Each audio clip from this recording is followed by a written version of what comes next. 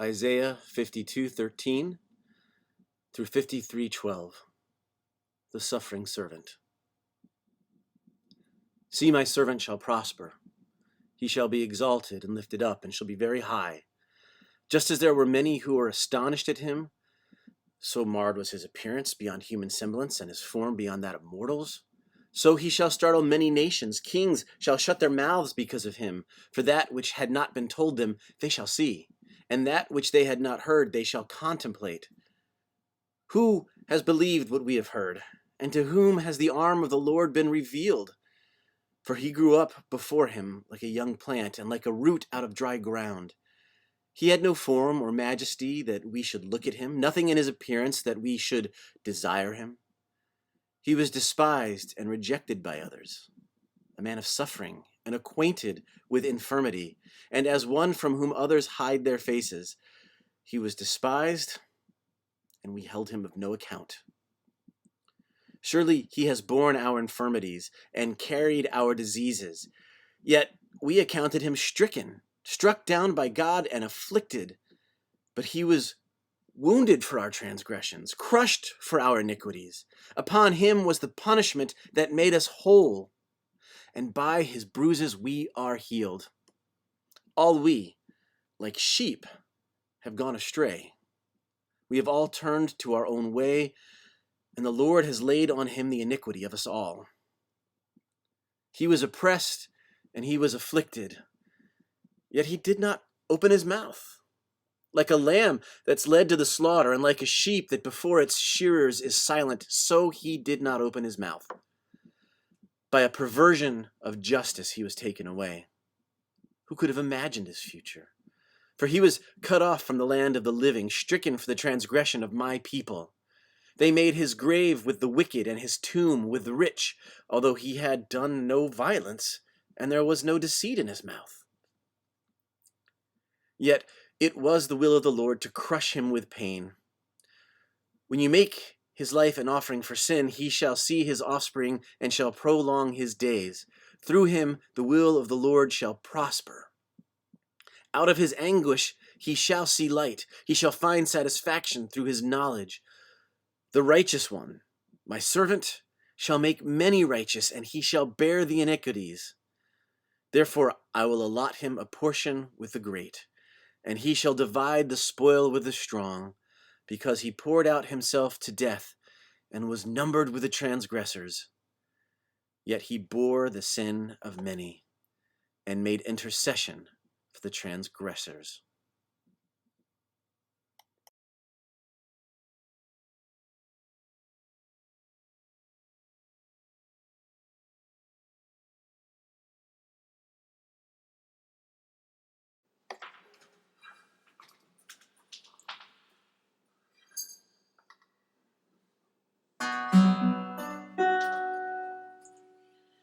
Be still and know that I am God. Be still and know that I am with you. Through darkest times, a flame survives. Be still, be still, be still, and know that I am God. Be still and know that I am with you. Through darkest skies, a flame survives. Be still, be still, be still, and know that I am God. Be still and know that I am with you in times of trouble.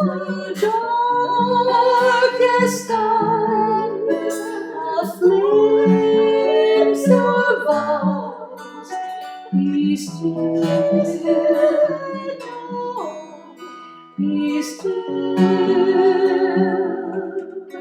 be still, and know that I am God. Wherever you are, be still, and know that I am with you. Through darkest eyes, a flame survives. Be still, be still.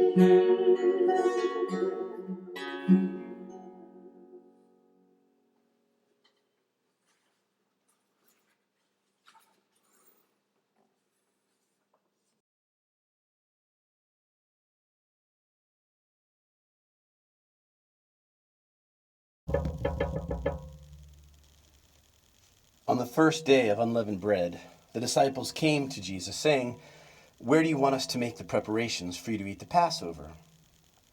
And he said, "Go into the city to a certain man and say to him, 'The teacher says, my time is near. I will keep the Passover at your house with my disciples.'" So the disciples did as Jesus had directed them, and they prepared the Passover meal. When it was evening, he took his place with the 12. And while they were eating, he said, "Truly I tell you, one of you will betray me." And they became greatly distressed and began to say to him, one after the other, surely not I, Lord."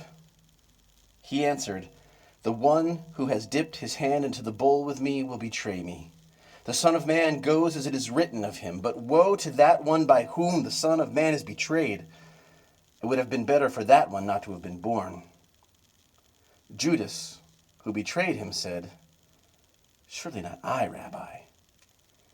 Jesus replied, "You have said so."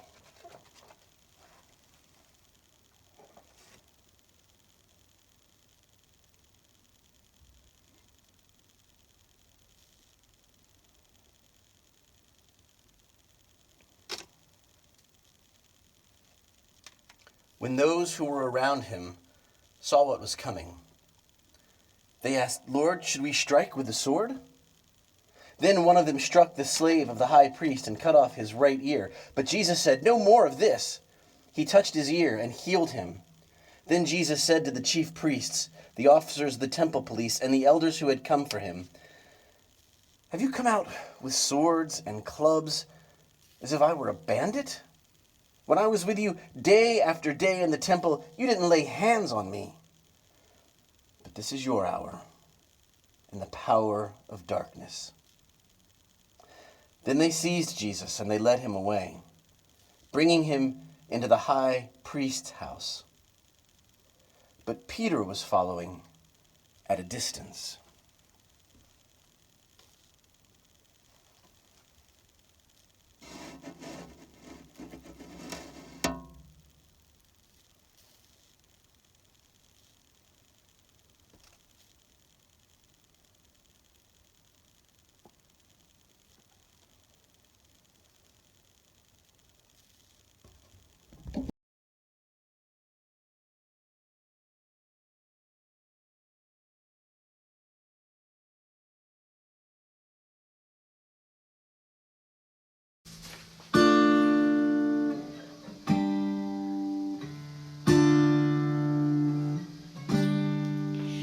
Stay with me, remain here with me, watch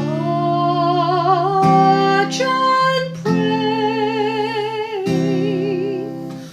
watch and pray.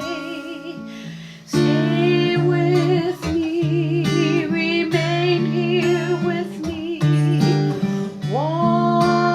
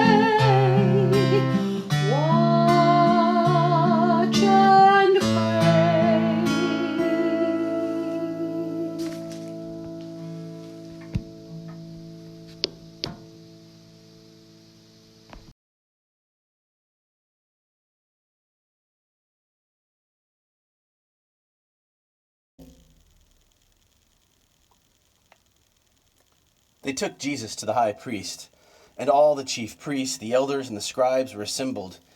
Peter had followed him at a distance, right into the courtyard of the high priest, and he was sitting with the guards, warming himself at the fire. Now the chief priests and the whole council were looking for testimony against Jesus to put him to death, but they found none. For many gave false testimony against him, and their testimony did not agree. Some stood up and gave false testimony against him, saying, "We heard him say, 'I will destroy this temple that is made with hands, and in 3 days I will build another, not made with hands.'" But even on this point, their testimony did not agree. Then the high priest stood up before them and asked Jesus, "Have you no answer? What is it that they testify against you?" But Jesus was silent and did not answer. Again, the high priest asked him, "Are you the Messiah, the Son of the Blessed One?" Jesus said, "I am." And then he said, "You will see the Son of Man, seated at the right hand of power, and coming with the clouds of heaven." Then the high priest tore his clothes and said, "Why do we still need witnesses? You have heard his blasphemy. What is your decision?" All of them condemned him as deserving death. Some began to spit on him, to blindfold him, and to strike him, saying to him, "Prophesy!" The guards also took him over, and they beat him.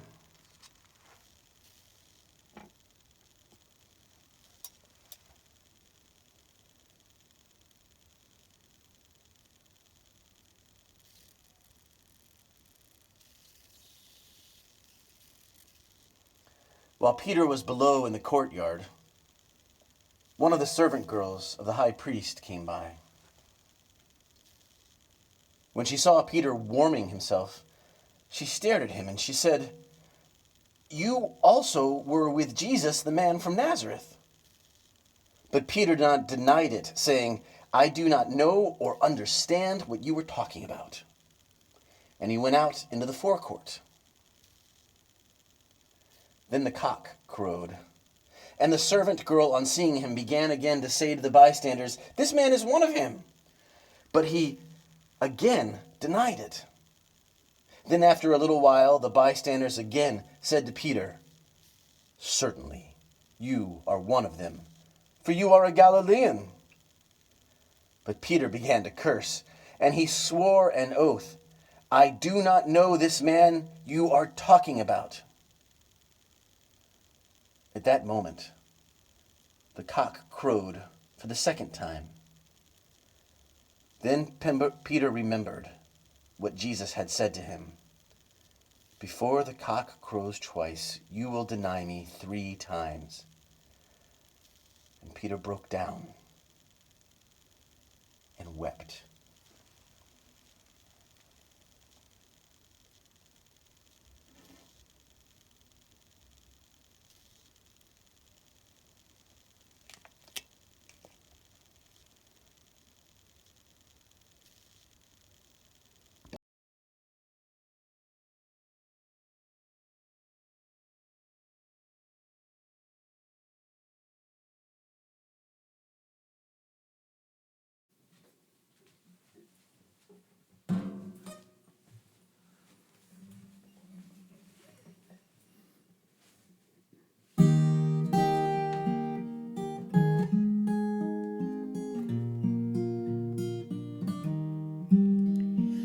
Jesus, remember me when you come into your kingdom. Jesus, remember me when you come into your kingdom. Jesus, remember me when you come into your kingdom. Jesus, remember me when you come into your kingdom. Jesus, remember me when you come into your kingdom. Jesus, remember me when you come into your kingdom. Jesus, remember me when you come into your kingdom. Jesus, remember me when you come into your kingdom.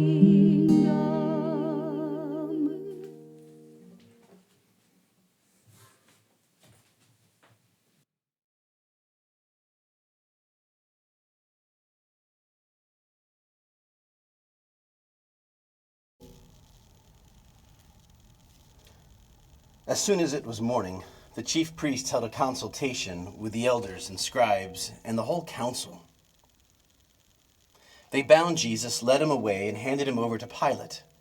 Pilate asked him, "Are you the king of the Jews?" Jesus answered him, "You say so." Then the chief priests accused him of many things. Pilate asked him again, "Have you no answer? See how many charges they bring against you?"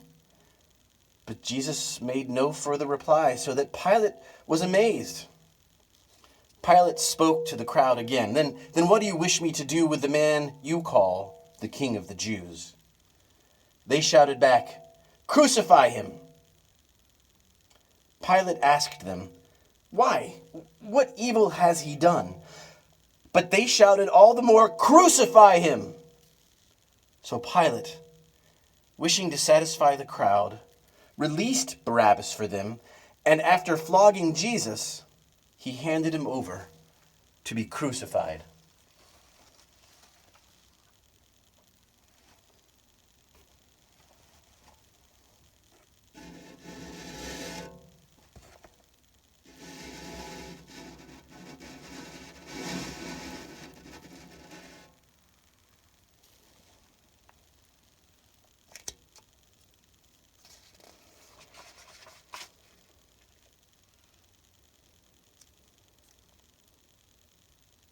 Then the soldiers led him into the courtyard of the palace, that is, the governor's headquarters. And they called together the whole cohort, and they clothed him in a purple cloak. And after twisting some thorns into a crown, they put it on him, and they began saluting him. "Hail, King of the Jews!" They struck his head with a reed. They spat on him and knelt down in homage to him. After mocking him, they stripped him of the purple cloak and put his own clothes on him. Then they led him out to crucify him.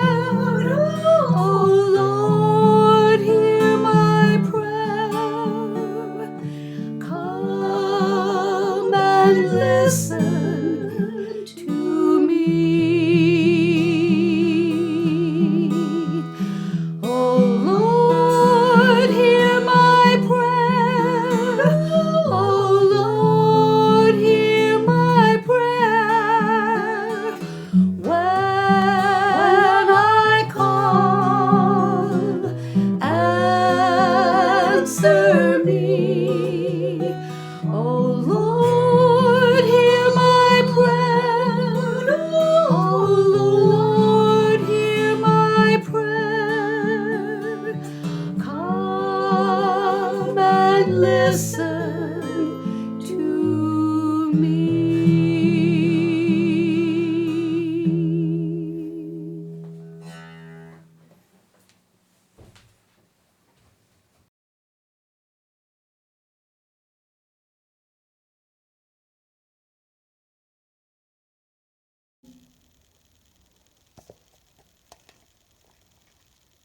When they came to the place that is called the Skull, they crucified Jesus, there with the criminals, one on his right and one on his left. And Jesus said, "Father, forgive them, for they do not know what they are doing." And they cast lots to divide his clothing. And the people stood by watching. But the leaders scoffed at him, saying, "He saved others. Let him save himself if he's the Messiah of God, the chosen one." The soldiers also mocked him, coming up and offering him sour wine and saying, "If you're king of the Jews, save yourself." There was also an inscription over him that said, "This is the King of the Jews." One of the criminals who were hanged there kept deriding him, saying, "Are you not the Messiah? Save yourself and us." But the other rebuked him, saying, "Do you not fear God, since you are under the same sentence of condemnation? And we indeed have been condemned justly. We're getting what we deserve for our deeds. But this man, he's done nothing wrong." Then he said, "Jesus, remember me when you come into your kingdom." He replied, "Truly, I tell you, today you will be with me in paradise." It was now about noon, and darkness came over the whole land until 3 p.m, while the sun's light failed, and the curtain of the temple was torn in two. Then Jesus, crying with a loud voice, said, "Father, into your hands I commend my spirit." And having said this, he breathed his last. When the centurion saw what had taken place, he praised God and said, "Certainly this man was innocent." And when all the crowds who had gathered there for the spectacle saw what had taken place, they returned home, beating their breasts. But all his acquaintances, including the women who had followed him from Galilee, stood at a distance, watching these things.